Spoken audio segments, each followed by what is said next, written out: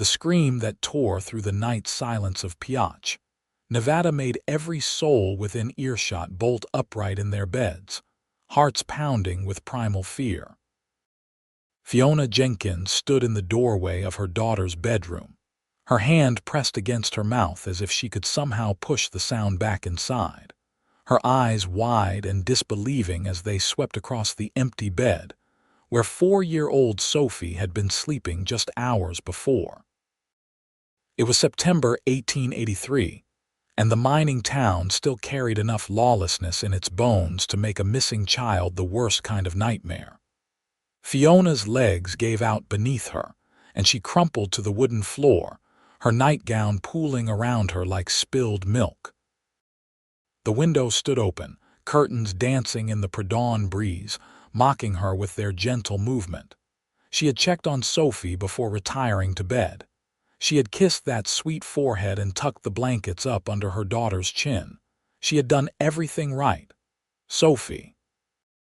Her voice cracked as she called out, already knowing the house would echo back empty. She scrambled to her feet and ran through every room, throwing open doors, checking behind furniture, looking in places too small for a child to hide because desperation made logic meaningless. The reality settled over her like a funeral shroud. Sophie was gone. By the time the sun began painting the eastern sky with streaks of orange and pink, half the town had gathered outside the small house Fiona had called home for the past 2 years since her husband had died in a mining accident. Sheriff Patterson stood on her porch, hat in hand, asking questions she could barely hear over the roaring in her ears. "Mrs. Jenkins, I need you to think carefully. Did Sophie mention anything unusual, anyone who had been paying her special attention?" Fiona shook her head, her auburn hair falling loose from its braid. At 23 years old, she had already buried a husband and now faced losing her only child. "She's just a baby. She talked about butterflies and her rag doll and helping me bake bread. Nothing that would explain this." The crowd murmured with sympathy and speculation in equal measure. Theories flew through the gathering like startled birds. Renegades, drifters, wild animals, though everyone knew a 4-year-old girl could not have been carried off by a coyote without leaving blood behind, and there was no blood. Just an open window and tiny footprints in the dust outside that led toward the scrubland before disappearing entirely. That was when Declan Quinn arrived. Fiona had seen him around town, of course. Everyone in Pioche knew Declan Quinn. He was 26 and had the kind of reputation that made mothers pull their daughters close and made other men step aside when he walked into a saloon. He worked as a ranch hand at the sprawling Copper Valley Ranch 10 miles north of town. But more than that, he was known as the best tracker in 3 counties. Half Native American on his mother's side and raised by his white father after she died, he moved between both worlds without fully belonging to either. He wore his dark hair longer than most men in town dared, and his eyes were the color of sage in summer.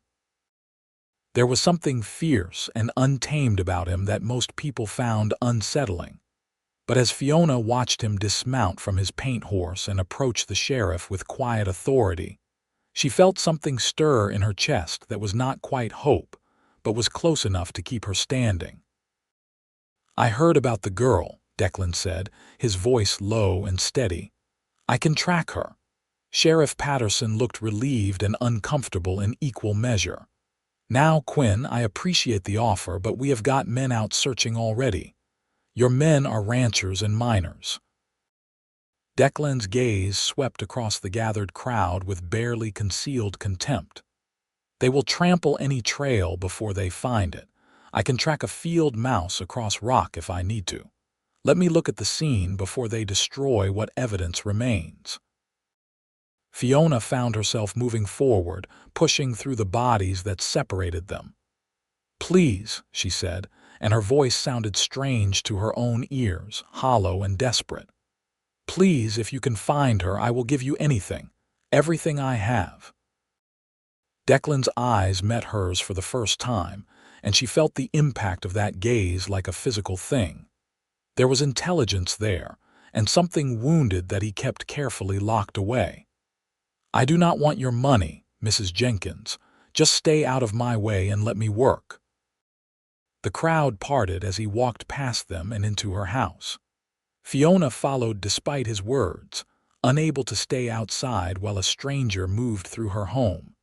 She watched as he knelt beside Sophie's bed, his long fingers trailing across the floorboards. He moved to the window and examined the frame, then leaned out to study the ground below. "She was carried," he said, not looking at Fiona. "A man, I think, based on the depth of the prints. He wore boots with a distinctive wear pattern on the left heel. He approached from the east and left heading west, which means he is either a fool or wanted to be tracked." Why would anyone want to be tracked? Sheriff Patterson had followed them inside. Declan stood and met the sheriff's eyes with something that might have been pity. "Because this is not a random taking. Someone wants something and they are using the girl as leverage." He turned to Fiona then, and his voice gentled just slightly. "Has anyone threatened you, made demands, any trouble with creditors or business dealings?" Fiona's mind spun through the past weeks, searching for anything unusual. "No, nothing. I take in sewing and laundry to make ends meet. I keep to myself. I have no enemies." "Everyone has enemies," Declan said, but there was no judgment in his tone. "Sometimes we just do not know about them yet." He moved past her toward the door. "I am going to follow the trail before it gets any colder. If someone comes with a ransom demand, do not agree to anything until I return." "Wait." Fiona caught his arm without thinking, and the feel of solid muscle beneath the cotton of his shirt startled her. She pulled her hand back as if burned. "Take me with you." "No, she is my daughter." "Which is exactly why you stay here." Declan's voice was firm but not unkind. "I can move faster alone, and I cannot be watching my back trail for someone unused to hard riding. If I find her, I will bring her home to you. You have my word." "The word of a half-breed bastard." The voice came from the crowd, and Fiona saw Fletcher Morrison pushing forward, his face red with drink or anger or both. "We all know what you are, Quinn. Maybe you took the girl yourself. Maybe this is all a scheme to get reward money." The temperature in the room seemed to drop 10 degrees. Declan turned slowly, and Fiona saw something dangerous flash across his features before it was locked away behind a mask of cold indifference. "Say that again, Morrison, and I will forget I am standing in a lady's house." Sheriff Patterson stepped between them. "That is enough. Fletcher, get yourself home and sleep it off. Quinn, you have my leave to search. Just remember that the law will handle any justice that needs dispensing." "The law?" Declan's laugh held no humor. "Yes, the law has always been so good at protecting people like me." He looked at Fiona once more, and something in his expression softened. "I will find your daughter, Mrs. Jenkins. That is not my word as a half-breed or a cowboy or anything else. That is my word as someone who knows what it means to lose everything." Then he was gone, moving through the crowd like smoke, and Fiona watched him mount his horse and ride west as the sun climbed higher in the sky. She felt the absence of his presence like a sudden cold wind, and realized with some surprise that, for the first time since discovering Sophie missing, she felt something other than paralyzing terror.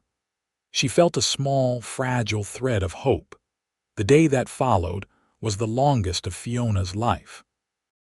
Women from the town brought food she could not eat and offered comfort she could not feel. The sheriff organized search parties that returned empty-handed as the sun began its descent. With each passing hour, the unspoken truth grew heavier in the room.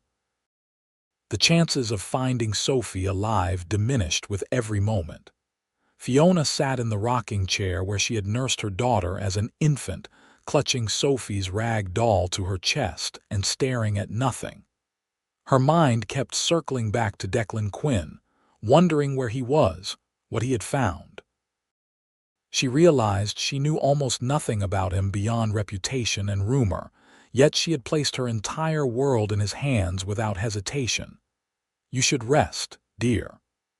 Mrs. Patterson, the sheriff's wife, stood in the doorway with a cup of tea Fiona had not asked for. "You will need your strength when they bring her home." "What if they do not bring her home?" The words escaped before Fiona could stop them. "What if I never see her again? What if the last time I saw my baby girl was when I kissed her goodnight, and I did not even know to hold on longer, Mrs. Patterson had no answer for that, and Fiona was grateful when the older woman simply set down the tea and left her alone with her grief and fear. Night fell again, and with it came a rain that turned the streets to mud and made Fiona want to claw at the walls. Rain meant the trail would be washed away. Rain meant Declan might lose whatever track he had been following. She stood at her window, the same window Sophie had been taken from, and pressed her forehead against the cool glass. "Please," she whispered to whatever god might be listening. "Please bring her back to me. I will do anything. I will be anything. Just let my baby live." The sound of hoofbeats brought her heart into her throat. She ran to the door and threw it open, heedless of the rain, and saw Declan riding up with a second horse trailing behind him. As he came closer, Fiona's heart stuttered because she could see he was alone. He dismounted with the fluid grace of someone who had spent more time in a saddle than out of one, and Fiona saw that, despite the rain, dust and dirt covered him from head to toe. There was blood on his shirt, though she could not tell if it was his own. "Where is she?" Fiona's voice broke on the words. "Did you find her? Is she is alive?" Declan spoke quickly, and Fiona felt her knees weaken with relief so profound it was painful. "She is alive, but we have a problem." "What kind of problem?" Declan glanced around at the houses nearby, lights glowing in windows where neighbors no doubt watched for news. "Can we go inside? This is not a conversation for the whole town." Fiona nodded and led him into her small parlor. He stood dripping on her floor, looking too large and too wild for the domesticated space. She found herself oddly aware of his presence, of the way he filled the room with an energy that made the air feel charged. "Your daughter was taken by a man named Jack Thornton," Declan said without preamble. "He is a petty criminal, mostly cattle rustling and robbery. He is holding her in an old mine shaft about 15 miles west of here. Then we need to get the sheriff, organize a rescue." "No." Declan's voice was sharp. "Thornton is not working alone. He has at least 3 other men with him, and they are all armed. If we come riding in with a posse, they will either kill her or use her as a shield. Our best chance is to go in quiet, just the 2 of us." "The 2 of us?" Fiona stared at him. "I am not a gunfighter. I am a seamstress." "You are her mother, which means you will fight like hell if you need to." Declan's eyes held hers. "I can get us in, but I need someone to stay with Sophie while I handle the men. She will be scared, and she will need her mother to keep her calm and quiet." Every reasonable part of Fiona's mind screamed that this was madness. She should get the sheriff, should let the law handle this. But she looked at Declan Quinn standing in her parlor, covered in mud and blood from tracking her daughter through a rainstorm, and she saw something in his eyes that made her decision. "When do we leave?" "As soon as you can change into something practical. Trousers if you have them, and a warm coat. It will be a cold ride, and we cannot afford to wait for morning." 20 minutes later, Fiona sat astride her horse, wearing her late husband's clothes and trying not to think about all the ways this could go wrong. Declan had already explained the plan 3 times, making sure she understood her role. They would approach the mine from the north, using an old maintenance tunnel he had found. He would deal with the guards while she found Sophie and got her out. "If something goes wrong," Declan said as they rode through the dark, rain-soaked night, "if I do not come back, you take your daughter and ride for town. Do not wait for me.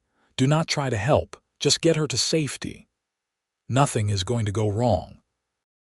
Fiona's voice sounded more confident than she felt. "Things always go wrong." Declan's tone was matter-of-fact rather than pessimistic. "The trick is planning for it." They rode in silence for a while, the only sounds the steady rhythm of hoofbeats and rain pattering against their hats.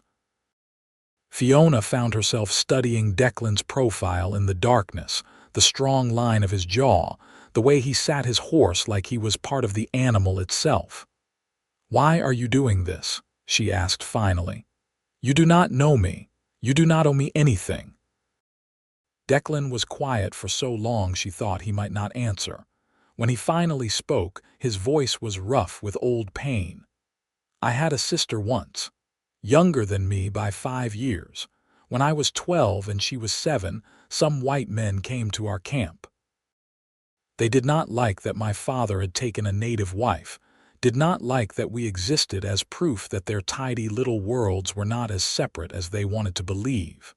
He paused, and Fiona saw his hands tighten on the reins. "They burned our home. My mother died trying to protect us. My sister died because no one would help us in time. The law did not care about a half-breed girl. I am so sorry." The words felt inadequate, but Fiona did not know what else to say. "I am not telling you this for sympathy," Declan continued. "I am telling you so you understand that I will not let another child die if I can prevent it. I do not care if she is yours or a stranger's. I will not let it happen again." The ferocity in his voice sent a shiver down Fiona's spine that had nothing to do with the cold. She realized that Declan Quinn was driven by more than just skill or duty. He was driven by demons that would never let him rest, by a past that haunted every step he took. And somehow, knowing that made her trust him even more. They reached the mine as midnight approached. Declan dismounted and helped Fiona down, his hands strong and steady on her waist. For just a moment, they stood close enough that she could feel the heat of him despite the rain, could see the intensity in his eyes as he looked down at her. "Are you ready?" he asked. Fiona thought about Sophie, alone and scared in the dark. She thought about the empty bed and the open window and the 24 hours of hell she had endured. "I am ready."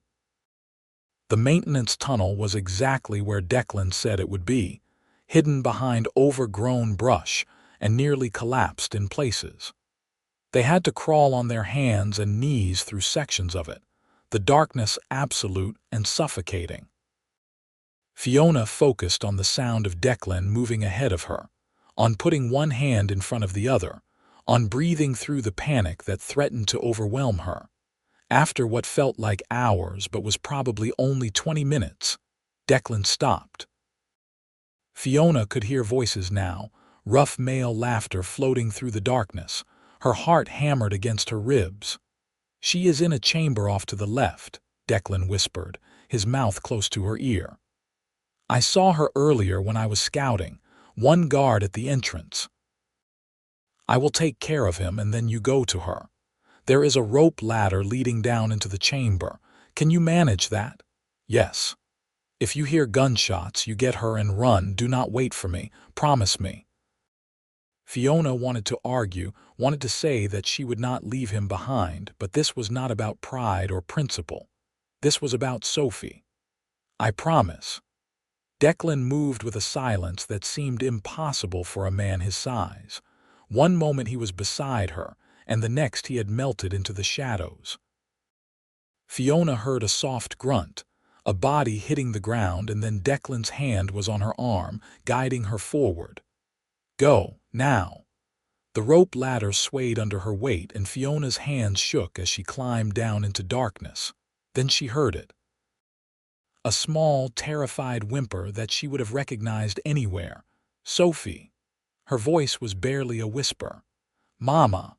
The word was a sob of hope and fear. Fiona's feet hit solid ground and she stumbled forward, her hands outstretched until they found small shoulders, a familiar body that threw itself into her arms with such force it nearly knocked her over. Fiona buried her face in her daughter's hair and bit back the sob that threatened to escape.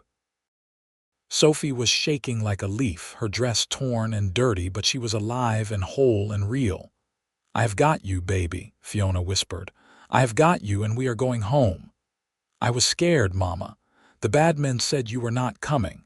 I will always come for you, always." Fiona pulled back enough to cup Sophie's face in her hands, unable to see her in the darkness but needing the contact. "But we need to be very quiet now, okay? We need to be as quiet as little mice." Sophie nodded against her mother's chest, and Fiona turned toward the rope ladder. Getting up would be harder than coming down, especially with a 4-year-old, but she would manage it if she had to climb with her teeth. The gunshot that rang out made her freeze. Then another, and the sound of men shouting. Fiona's blood turned to ice. Something had gone wrong. Declan had told her to run, had made her promise, but the thought of leaving him to face multiple armed men alone made her physically ill. "Mama, I am scared." Sophie's voice was tiny. "I know, baby." Fiona made her decision. She would get Sophie up the ladder and safely away, and then she would do whatever she could to help Declan. She owed him that much at least. She owed him everything. Getting up the rope ladder with Sophie clinging to her back was one of the hardest things Fiona had ever done. Her arms screamed in protest and her hands burned where the rope bit into her palms, but she climbed. When they reached the top, she pulled Sophie up and held her close, listening to the chaos deeper in the mine. "Stay here," she told Sophie. "Do not move, do not make a sound. Mama will be right back." "No." Sophie's grip on her arm was surprisingly strong. "Do not leave me again. I have to help the man who saved you. I will not be long, I promise." Fiona kissed her daughter's forehead and gently pried her fingers loose. "Be brave for me." She moved toward the sound of shouting, her heart in her throat. The main chamber of the mine was lit by several lanterns, and Fiona could see Declan backed against a wall, blood streaming from a cut above his eye. 3 men faced him, all armed, but they seemed hesitant to close in. She realized why when she saw the knife in Declan's hand, the way he held it with the ease of someone who knew how to use it. "Just tell us where Thornton's money is, and we will let you walk," one of the men said. "We do not care about the girl or the woman. This is about what he stole from us." "I do not know anything about money," Declan said, his voice steady despite the blood on his face. "I just came for the child." "Well, that is too bad for you." Fiona did not think. She grabbed a rock from the ground and threw it as hard as she could at the nearest lantern. Glass shattered, oil spilled, and suddenly flames were licking up the dry wooden supports of the mine. The men turned in surprise, and in that moment of distraction, Declan moved. What followed happened too fast for Fiona to fully process. Declan took down the first man with brutal efficiency, his knife flashing in the firelight. The second man raised his gun, but Fiona was already moving, throwing herself at him with a scream that surprised them both. They went down in a tangle of limbs, and she felt the gun discharge next to her ear, the sound deafening in the enclosed space. Then Declan was there, pulling the man off her and finishing the fight with a punch that left the criminal unconscious on the ground. The third man had already fled and smoke was beginning to fill the chamber. "Are you hurt?" Declan pulled Fiona to her feet, his hands running over her arms and shoulders, checking for injuries. "I am fine. Sophie is at the tunnel entrance." "Then we need to move before this whole place comes down." They ran through the smoke and gathering flames, and Fiona had never been so grateful to see anything as she was to see Sophie's small form huddled where she had left her. Declan scooped the girl up without breaking stride, and they crawled through the maintenance tunnel with flames chasing them and smoke burning their lungs. When they finally emerged into the clean night air, all three of them collapsed on the wet ground, coughing and gasping. Sophie clung to Fiona with the desperation of someone who might never let go, and Fiona held her daughter and cried with relief so profound it hurt. "Is it over?" Sophie asked in a small voice. "It is over, sweetheart." Fiona stroked her daughter's hair with shaking hands. "We are safe now." She looked up to find Declan watching them, his face unreadable in the darkness. Blood still streaked his face from the cut above his eye, and his clothes were torn and filthy. He looked like something out of a nightmare, dangerous and wild, but when Sophie reached out a small hand toward him, he took it gently. "Thank you for saving me," Sophie said. "Are you a hero?" Something flickered across Declan's expression, gone too quickly to name. "No, little one. I am just a man who made a promise to your mother." "I think you are a hero," Sophie insisted with the absolute certainty of a 4-year-old. They rode back to Pioche slowly, Sophie asleep in Fiona's arms and Declan leading both horses. Dawn was breaking as they reached the edge of town, painting the sky in shades of rose and gold. People were beginning to stir, and word of their return spread faster than wildfire. Sheriff Patterson met them in the street, his expression somewhere between relief and annoyance. "You should have come to me, Quinn. Going in alone like that was reckless." "But effective," Declan replied mildly. "The girl is safe, and the men who took her are either dead or scattered. I would say that is a good night's work." The sheriff looked like he wanted to argue, but Fiona cut him off. "He saved my daughter's life when no one else could or would. I do not want to hear one word against him." People gathered around, asking questions, offering congratulations, trying to take Sophie from Fiona's arms. She held on tighter, not ready to let go, and felt Declan move closer to her side as if to shield them both from the crowd. "Mrs. Jenkins needs rest," he said, his voice carrying the kind of authority that made people step back. "She and her daughter have been through an ordeal. Give them space." Mrs. Patterson ushered them into the house, and for the second time in as many days, Fiona found Declan Quinn standing in her parlor. But this time, Sophie was asleep in her own bed, safe and whole, and the nightmare was over. "I should go," Declan said, but he made no move toward the door. "You are bleeding." Fiona gestured to the cut above his eye. "Let me at least clean that for you." He looked like he might refuse, but then nodded once and sat in the chair she indicated. Fiona gathered clean water and cloth, her hands still trembling slightly with aftershocks of fear and adrenaline. When she approached him, she was struck again by his size, by the intensity of his presence. "This might sting," she warned, then dabbed at the cut with a wet cloth. Declan did not flinch, did not move, barely seemed to breathe as she worked. Up close, Fiona could see the small scars that marked his face and hands, evidence of a hard life lived on the edges. She could smell smoke and sweat and something else, something earthy and masculine that made her aware of him in a way that felt inappropriate given everything they had just been through. "You did not have to do what you did," Declan said quietly. "In the mine, you should have run like I told you. You were in trouble. I could not just leave you." Most people would have. Fiona met his eyes, and the vulnerability she saw there caught her off guard. "I am not most people, and you risked your life for my daughter. For me, the least I could do was throw a rock." A small smile tugged at the corner of his mouth, transforming his face. "That was a hell of a throw, nearly took my head off too. But it did not." Fiona found herself smiling back. "And now we are all safe thanks to you." The moment stretched between them, heavy with things unsaid. Fiona was aware that she stood too close to him, that her fingers rested on his shoulder longer than necessary. She was aware of the way his gaze moved across her face, lingering on her lips before returning to her eyes. "Fiona," he said, and hearing her name in his rough voice did something strange to her insides. "I need to tell you something." "What is it?"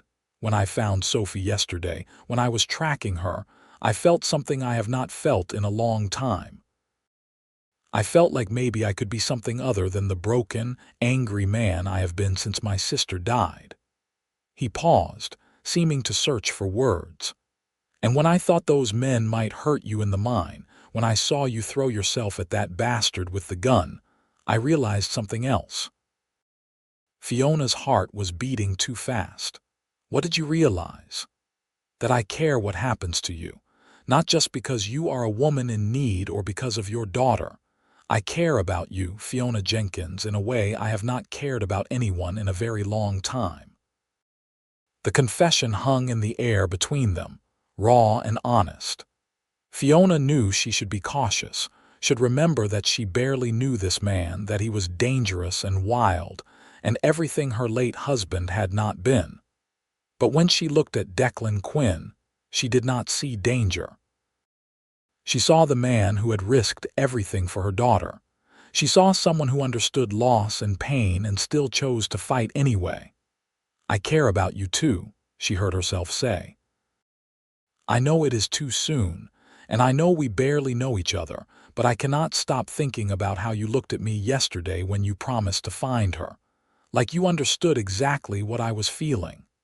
"I did understand." Declan's hand came up to cover hers where it rested on his shoulder. His palm was calloused and warm. "I have been running from that kind of pain for 14 years, but you faced it head on. You did not fall apart. You did what needed to be done. I had to. She is my daughter. You are remarkable." The words were simple, but the way he said them made Fiona's breath catch. She was not sure who moved first. Maybe they both did, drawn together by something neither could name but both felt. When Declan's lips met hers, it was gentle at first, tentative, as if he expected her to pull away.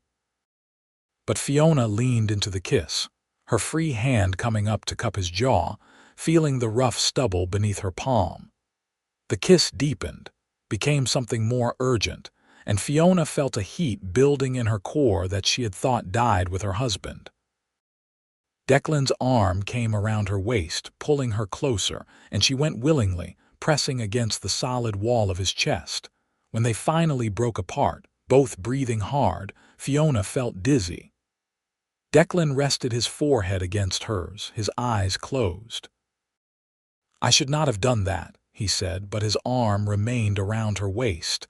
"You have been through hell. You are not thinking clearly." "I am thinking more clearly than I have in 2 years, Fiona countered. "I know what I want, Declan." "What do you want?" "You."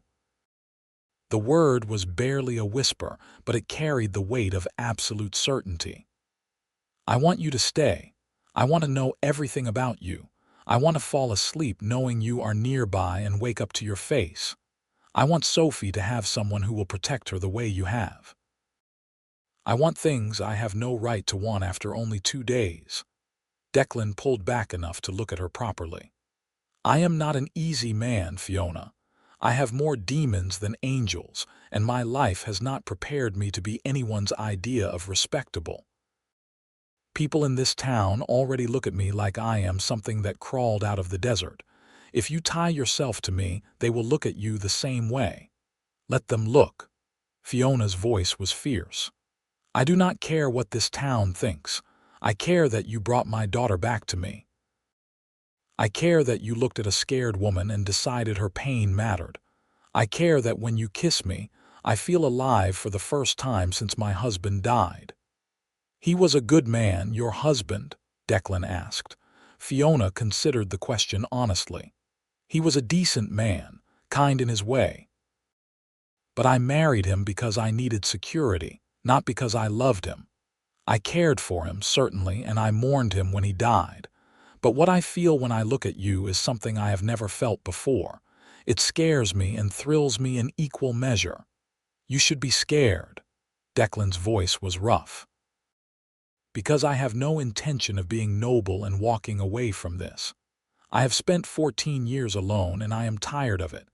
I am tired of having nothing to fight for except old ghosts." "Then fight for me," Fiona said. "Fight for us. Fight for a future that is more than just survival." This time when they kissed, there was no hesitation, no holding back. Declan lifted her as if she weighed nothing, and Fiona wrapped her legs around his waist, her fingers tangling in his hair. He carried her to the sofa and sat with her straddling his lap, their mouths never breaking contact. Fiona felt his hands on her back, sliding up under the borrowed shirt she wore, warm against her skin. She arched into his touch, wanting more, wanting everything.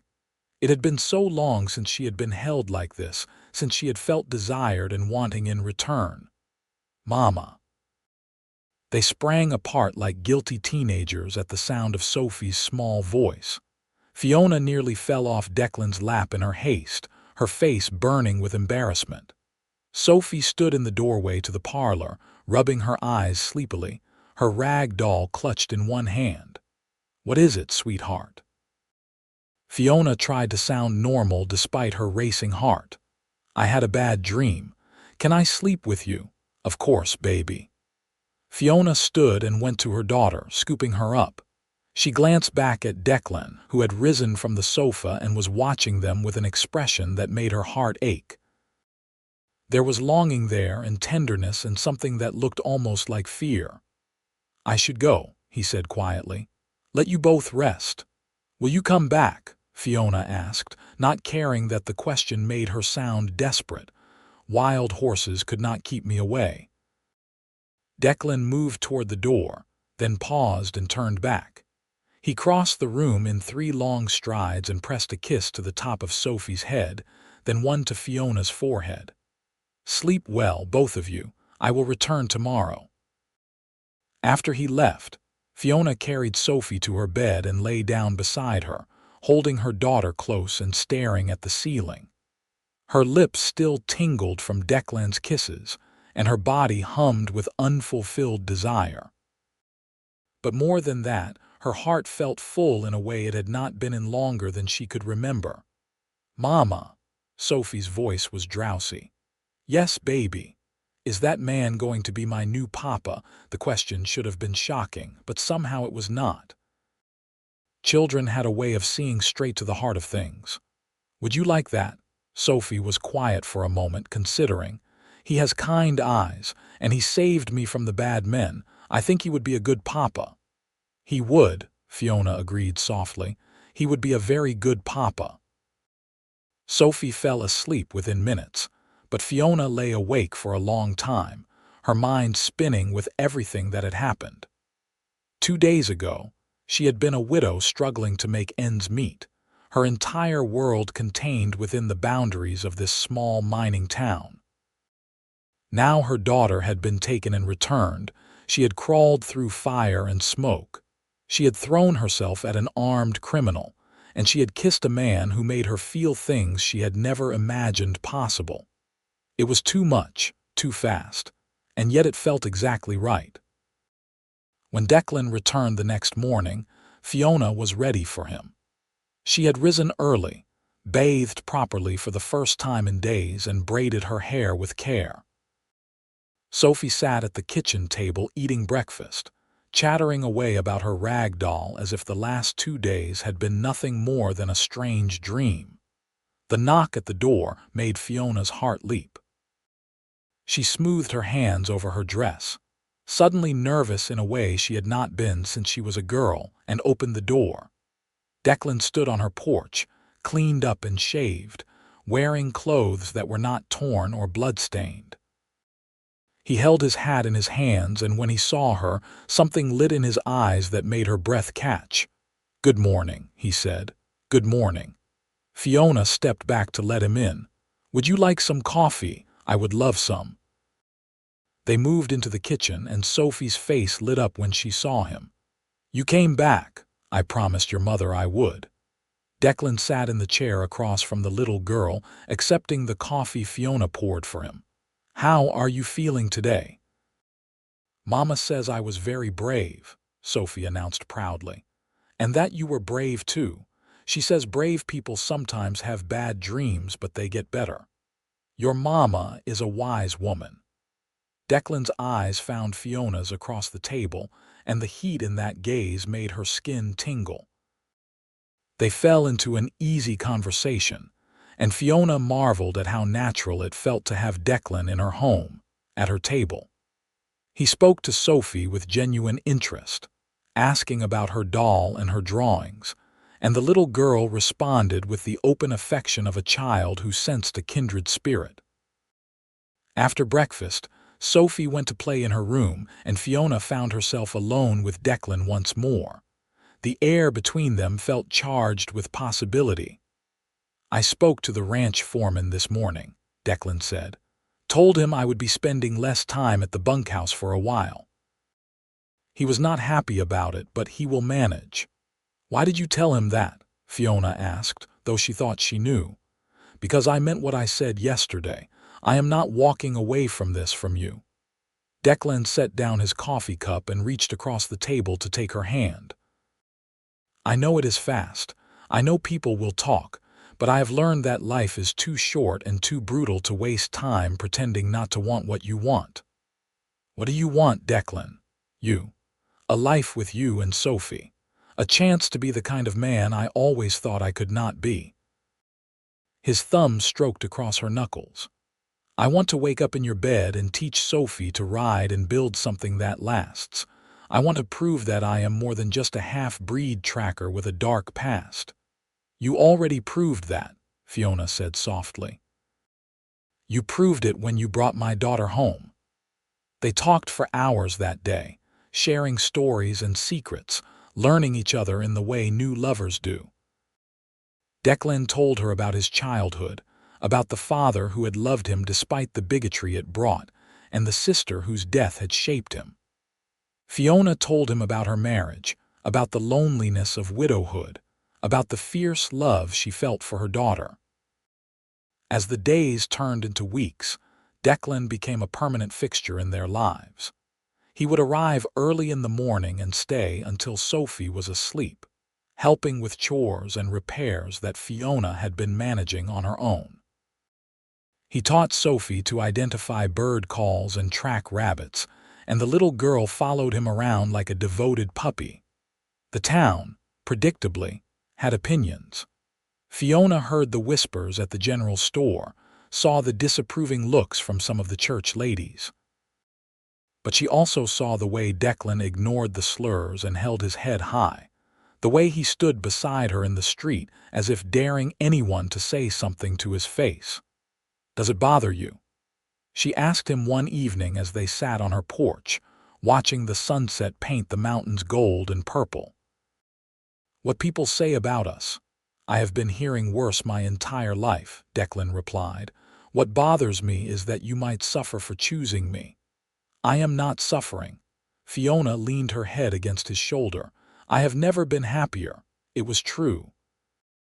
Despite the gossip, despite the occasional ugly comment, Fiona felt like she was living a life she had never dared to dream of. Declan made her laugh with his dry observations about the world.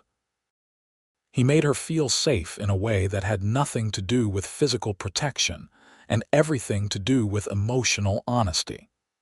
And he made her body come alive with wants and needs she had thought buried with her husband. They had not yet consummated their relationship, both acutely aware of Sophie's presence in the small house and Fiona's reputation in town. But the tension between them grew with each passing day, each stolen kiss, each heated glance. "Marry me," Declan said one night, the words blurted out as if he had not meant to say them. Fiona, who had been putting away dishes, turned to stare at him. "What? Marry me?" he repeated, more firmly this time. He stood and crossed the kitchen to her, taking the plate from her hands and setting it aside. "I know it has only been a month. I know people will say it is too soon, that you barely know me. But I am tired of leaving you every night. I am tired of pretending I do not want to wake up beside you. Marry me, Fiona, and let me spend the rest of my life proving I can make you happy." Fiona's heart felt too large for her chest. She reached up to cup his face in her hands, feeling the strong line of his jaw, the warmth of his skin. "Yes," she said simply. "Yes, I will marry you." The kiss they shared was deep and claiming, full of promise and passion. Declan lifted her onto the kitchen table, stepping between her legs and pulling her hard against him. Fiona moaned into his mouth, her fingers digging into his shoulders as he kissed his way down her neck. "We should wait," he murmured against her throat even as his hands slid up her thighs. "Until we are properly married." "We should," Fiona agreed breathlessly. "But I do not want to wait any more. I want you, Declan, all of you, tonight." He pulled back to look at her, his eyes dark with desire. "Are you sure?" "I have never been more sure of anything." They made it to her bedroom, barely, shedding clothes along the way. When Declan laid her on the bed and covered her body with his own, Fiona felt a sense of rightness that transcended physical pleasure. This was where she was meant to be, with this man, building this life. Their lovemaking was intense and passionate. Years of loneliness and pain burned away in the heat of their joining. Declan was tender and fierce by turns, and Fiona met him with equal fervor, claiming him as thoroughly as he claimed her. When they finally collapsed together, sweat slicked and satisfied, Fiona felt tears sliding down her temples. "Did I hurt you?" Declan asked immediately, concern replacing satisfaction. "No," Fiona laughed through her tears. "No, you did not hurt me. I am just happy. So incredibly, impossibly happy." He gathered her close, pressing kisses to her hair, her forehead, her lips. "I love you, Fiona Jenkins. I do not know when it happened or how, but I love you with everything I am." "I love you too," she whispered. "I love you so much it terrifies me." They lay together in the darkness, talking in soft voices about the future they would build. Declan wanted to save money to buy land, to build a ranch where they could raise horses and children and grow old together. Fiona wanted Sophie to have siblings, wanted a house full of laughter and love, wanted to wake up beside this man for the rest of her life. They were married 2 weeks later by the circuit preacher who came through Pioche. It was a small ceremony, attended by Mrs. Patterson and a few others from town who had grown to accept the unlikely couple. Sophie served as flower girl, scattering wildflowers down the aisle of the small church and beaming with pride. Declan wore his best clothes and looked so handsome it made Fiona's heart ache. When he said his vows, his voice steady and sure, she believed every word. When she said hers, she meant them with every fiber of her being. The kiss they shared when the preacher pronounced them married was chaste, appropriate for a church setting, but the promise in Declan's eyes told her what would come later. That night, for the first time, they did not have to part. They put Sophie to bed together, reading her stories until her eyes grew heavy, and then retired to their own room as husband and wife.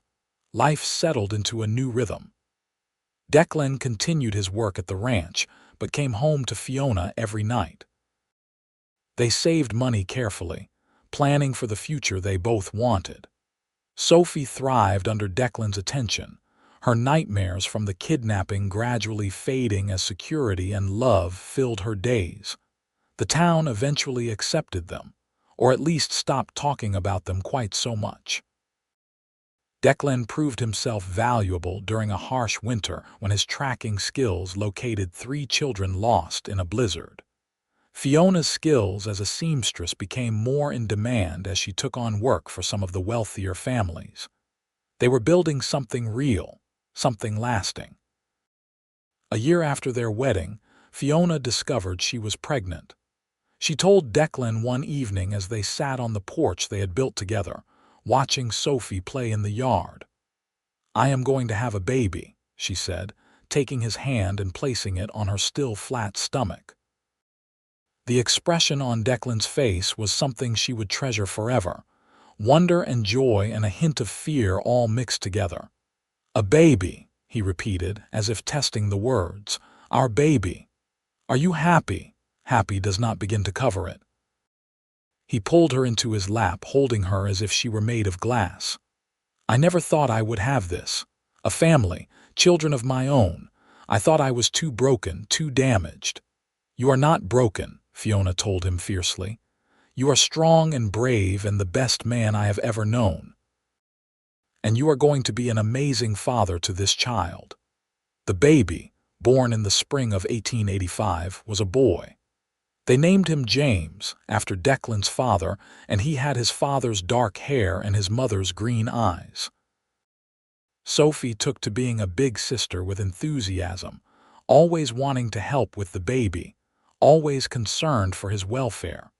Watching Declan with their son was a revelation. This hard, dangerous man who had tracked criminals and fought in mine shafts held his tiny son with infinite gentleness, singing to him in the Paiute language his mother had taught him, rocking him for hours when he was fussy. I never thought I could have this, Declan confessed to Fiona one night as they watched James sleep. A son, a home, I spent so many years angry at the world and now I have everything I could ever want. We both do, Fiona said, leaning against her husband's strong shoulder. We both found something we did not know we were looking for. 2 years later, another child joined their family. A daughter this time, with Fiona's auburn hair and Declan's sage green eyes. They named her Grace, and she was as spirited as her name suggested, keeping them all on their toes from the moment she could crawl. By then, Declan had saved enough to buy a small ranch 5 miles from Pioche. It was not much, just 100 acres with a modest house that needed work, but it was theirs. They spent their first night in the new house lying on the floor because their furniture had not arrived yet, Sophie and James asleep between them and baby Grace in Fiona's arms. We did it, Fiona said softly. We built something real. We built a life, Declan corrected. He reached across the children to take her hand. I never thanked you properly. For what? For trusting me that night when Sophie was taken. For seeing past what everyone else saw and recognizing that I would do everything in my power to help you. For loving me despite all the reasons you should not have. I loved you because of those reasons, not despite them, Fiona said. You showed me what real courage looks like. What real love looks like. You gave me and Sophie a life we never could have had without you. You gave me a reason to stop running from my past, Declan replied. You and Sophie and our children are my future now, my everything. Years passed in a blur of hard work and happiness. The ranch prospered under Declan's management. He trained horses with a skill that drew buyers from as far as California, and Fiona's garden provided vegetables for half the town. Sophie grew into a beautiful young woman with her mother's kindness and her stepfather's fierce loyalty. James showed signs of inheriting his father's tracking abilities and his mother's head for business. Little Grace kept everyone laughing with her antics and her endless questions. The prejudice that had initially met their marriage faded over time, worn away by the evidence of their success and the undeniable love they shared. Declan became a respected member of the community, sought out for advice on everything from horse training to conflict resolution. Fiona's status as a successful ranch wife and mother overrode any earlier scandal. On their 10th wedding anniversary, Declan surprised Fiona with a gift. He led her to the barn where a beautiful mare stood waiting, her coat the color of copper in the sun. She is yours, Declan said. I have been training her for months. I thought maybe you would like to learn to ride properly, not just the basic horsemanship you have picked up over the years. Fiona ran her hand along the mare's neck, feeling the warm, solid muscle beneath the glossy coat. She is beautiful, but why now? Because I realized I have never seen you do something just for yourself, Declan said. You spend all your time taking care of the children, managing the house, helping me with the ranch. I want you to have something that is just yours, something that brings you joy." Tears stung Fiona's eyes. Even after 10 years, Declan could still surprise her with his thoughtfulness, his ability to see what she needed before she knew herself. "Thank you," she whispered, "for this and for everything else, for giving me a life I never dared dream of." "I should be thanking you," Declan said, pulling her into his arms. "You saved me, Fiona. That night when you asked me to find Sophie, you saved me from becoming a bitter, angry man who would have died alone. You gave me a reason to be better than I thought I could be." "We saved each other," Fiona said, rising on her toes to kiss him. "That is what love does. It saves us from ourselves." They stood in the barn, holding each other as the afternoon sun slanted through the gaps in the wood, and Fiona thought about the night that had changed everything. The night her daughter was taken, and a dangerous, beautiful man had promised he would not stop until she was found. That promise had led to this moment, to this life, to a love that had grown deeper and stronger with each passing year. Sophie was 17 now, being courted by a nice young man from town. James was 13 and already showing signs of the man he would become, tall and strong and steady. Grace was 11 and full of mischief and dreams. And there was another baby on the way, conceived during a rare night alone when the older children had stayed with friends in town. "You think it is wrong to be this happy?" Fiona asked Declan that evening as they sat on the porch of the home they had built together. "After everything we both went through, all the pain and loss, does it seem almost impossible that we ended up here?" "Nothing about us has ever followed the rules of probability," Declan said, pulling her closer. "We were two broken people who found each other in the worst circumstances and somehow built something beautiful. If anything, that proves that happiness is not about deserving it or earning it. It is about being brave enough to reach for it when it appears." "I was not brave," Fiona protested. "I was terrified. You were both. Terror and bravery are not opposites. They are partners." Declan's hand rested on her stomach, where their fourth child grew. "You were terrified, but you let me help anyway. You trusted me when you had every reason not to." That took more courage than any gunfight or chase. Fiona thought about that night so many years ago, how she had stood in her parlor and placed her daughter's life in the hands of a stranger. How she had ridden through darkness and rain, crawled through collapsing mine tunnels, thrown herself at armed men. She had done all of it because the alternative, losing Sophie, had been unthinkable. But she had gained so much more than her daughter that night. She had gained a partner, a love, a life she could never have imagined. "Tell me again," she said softly. "Tell you what, how you fell in love with me. I never tire of hearing it." Declan smiled, that slow, rare smile that still made her heart flutter. "It was not one moment. It was 1,000 small ones. The way you held yourself together when you should have fallen apart. The courage in your eyes when you agreed to come with me to the mine. How you threw that rock and nearly set us all on fire." He laughed at the memory. "How you looked at me like I was something more than what everyone else saw. How you trusted me with your most precious treasure. How you gave me a home when I had been a wanderer my entire life." "I love you," Fiona whispered. "I will love you until my last breath and beyond." "And I love you," Declan replied. "From the moment you screamed in the night until the end of time itself." They sat together as stars began to appear in the darkening sky, comfortable in the silence that came from years of knowing each other completely. Inside the house, they could hear the children laughing, Sophie's voice rising above her siblings as she told some story. It was the sound of home, of family, of everything they had built together.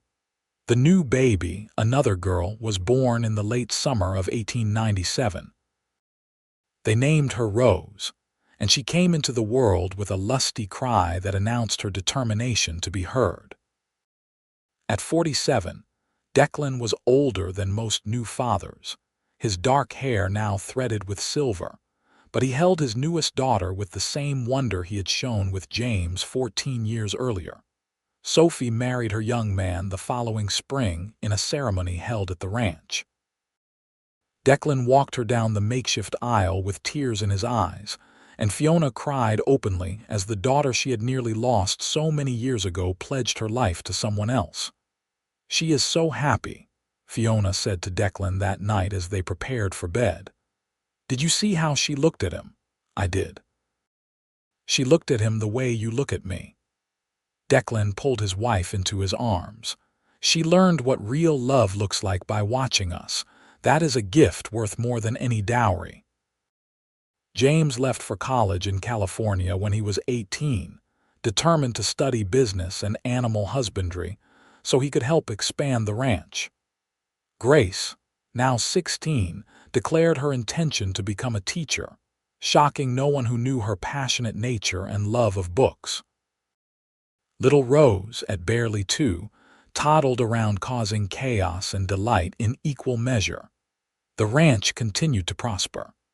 What had started as a small operation grew into one of the most respected horse breeding facilities in Nevada.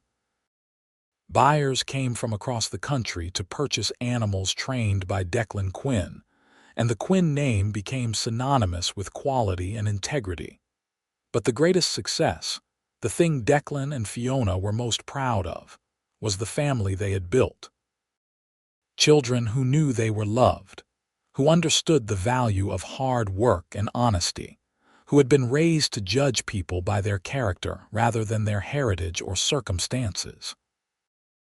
On a warm evening in September 1899, Declan and Fiona sat on their porch watching the sunset as they had done countless times before. 16 years had passed since that terrible night when Sophie was taken. 16 years of building a life together, of facing challenges and celebrating victories, of growing old side by side. "You ever think about what might have happened if I had gone to someone else that night?" Fiona asked. "If I had insisted the sheriff handle Sophie's rescue instead of trusting you?" "Every day," Declan admitted.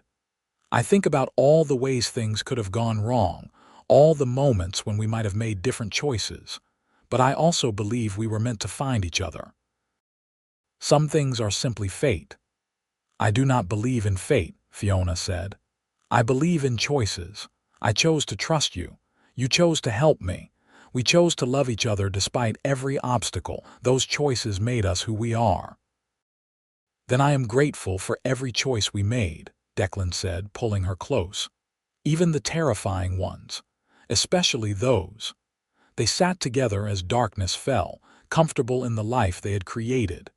Inside, Rose's laughter rang out as Grace played some game with her. In California, James studied hard, his letters home full of excitement about his plans for the ranch.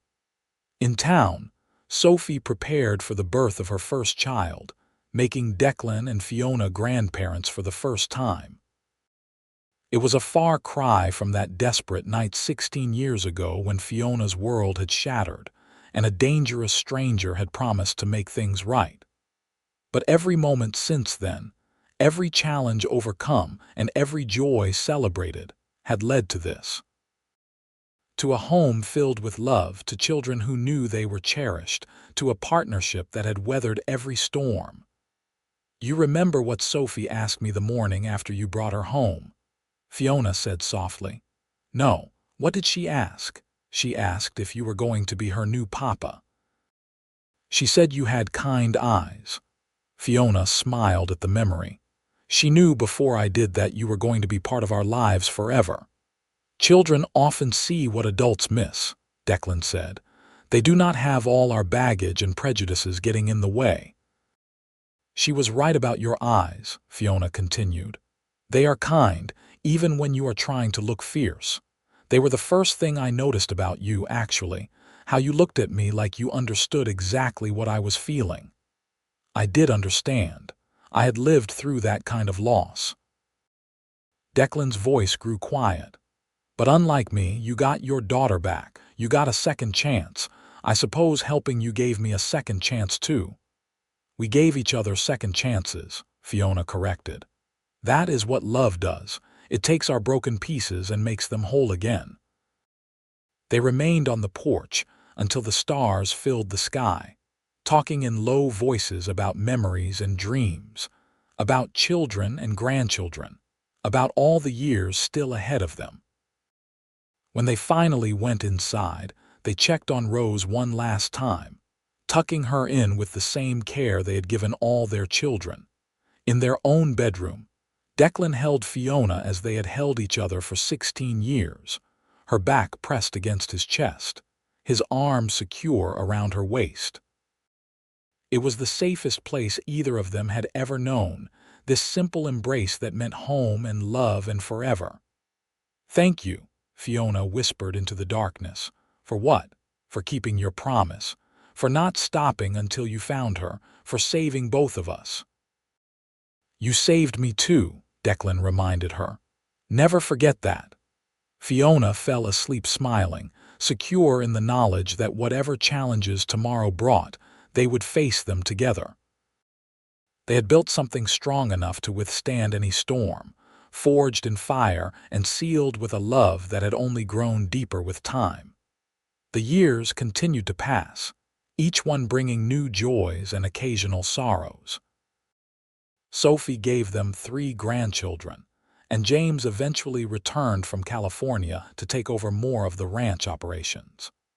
Grace became a teacher in Pioche, inspiring a new generation of children with her passion for learning. Rose grew into a beautiful young woman with her father's tracking skills and her mother's fierce independence.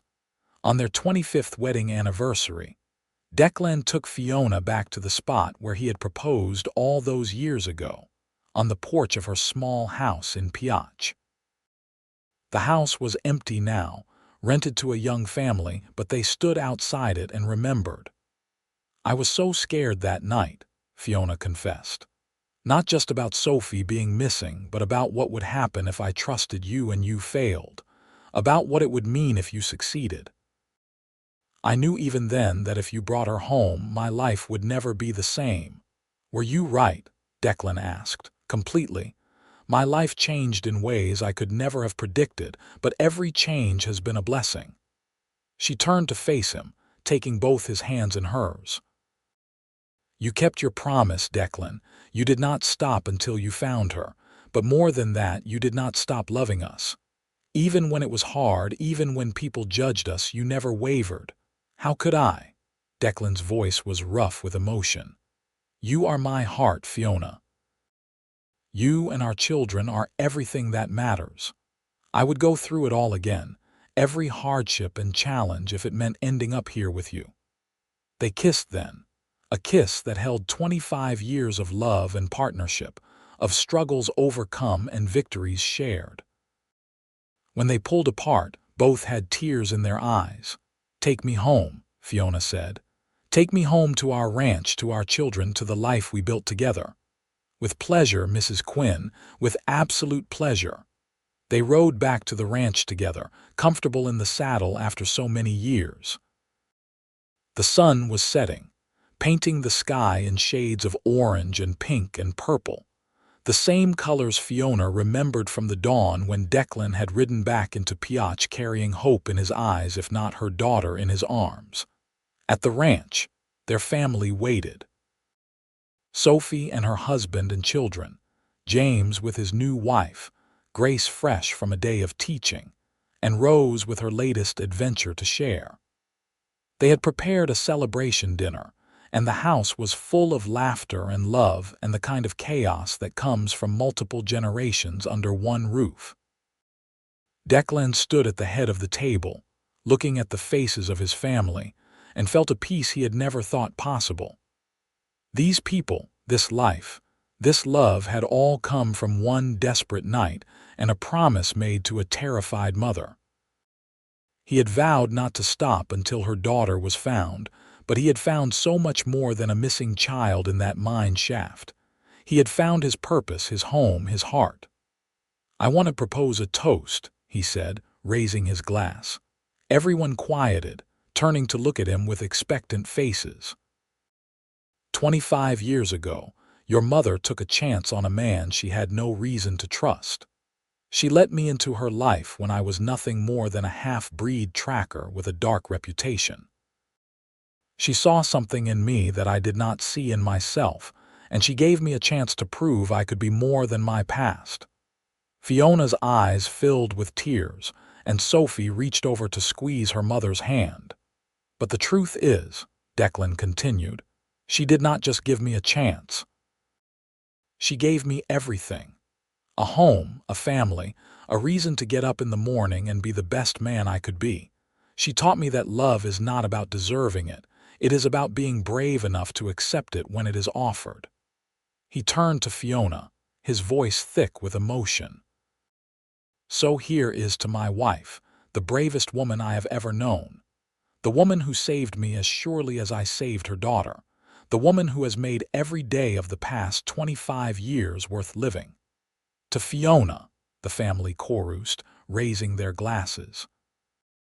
"To Declan," Fiona added, standing to face her husband.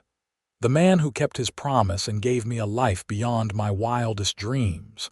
The man who loves fiercely and protects completely. The man who made me believe in second chances." She smiled through her tears. "I love you today as much as I did the night you kissed me in my parlor, bruised and bloody and more beautiful than any man had a right to be." "I love you more," Declan replied, pulling her close for a kiss that made their children groan good-naturedly and their grandchildren giggle. The evening passed in a blur of food and stories, of memories shared and plans made for the future. When the younger grandchildren had been put to bed and the older children had retired to their own rooms, Declan and Fiona found themselves alone once more on their porch, watching the stars and holding each other close. "You think Sophie remembers that night?" Fiona asked. "Does she remember being taken?" I asked her once, Declan admitted. "She said she remembers being scared, but mostly she remembers waking up in your arms and knowing she was safe. She said she remembers me singing to her in Pioche while we rode back to town, though I do not recall doing that." "You did," Fiona said softly. "I remember because I did not understand the words, but I understood the meaning. You were promising her that she was safe, that nothing would hurt her again. I meant it. I have spent the past 25 years making sure both of you, all of you, are safe and loved and protected." Declan's arm tightened around her waist. "That is my purpose, Fiona. Not tracking or training horses or building a ranch. Those are just things I do. My purpose is you and our family." "And you are mine," Fiona replied. "My purpose, my heart, my home. Everything I am and everything I have is tied up in loving you." They sat together until the cold drove them inside, then lay together in the bed they had shared for 25 years, holding each other as they drifted toward sleep. Fiona thought about the journey that had brought them to this moment, about all the unlikely twists and turns that had transformed a nightmare into a dream. She thought about the scream that had shattered the night so many years ago, about the desperate mother she had been, and the terrified child who had been taken. She thought about the dangerous man who had promised to help, about the mine fire and the desperate rescue, about the first kiss that had changed everything. But mostly, she thought about love and how it could transform even the darkest circumstances into something beautiful. How a missing child could lead to a found family, how tragedy could become the foundation for joy, how two broken people could make each other whole. "Declan," she whispered into the darkness. "Yes. Thank you for not stopping. Thank you for keeping your promise." "Always," he replied, his voice already thick with sleep. "I will always keep my promises to you. Fiona closed her eyes, secure in the knowledge that he meant every word. Declan Quinn was many things: a tracker, a horseman, a husband, a father, a grandfather. But above all, he was a man of his word.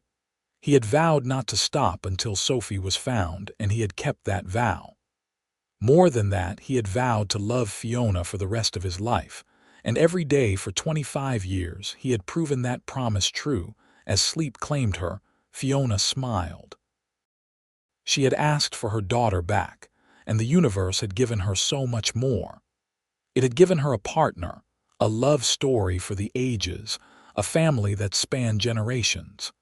It had given her a life worth living and a man worth loving. And it all started with a scream in the night and a cowboy who vowed not to stop until the missing child was found. That cowboy had found far more than a little girl in a mine shaft. He had found his destiny, his purpose, his heart. They had found each other, and in doing so, they had found everything that mattered.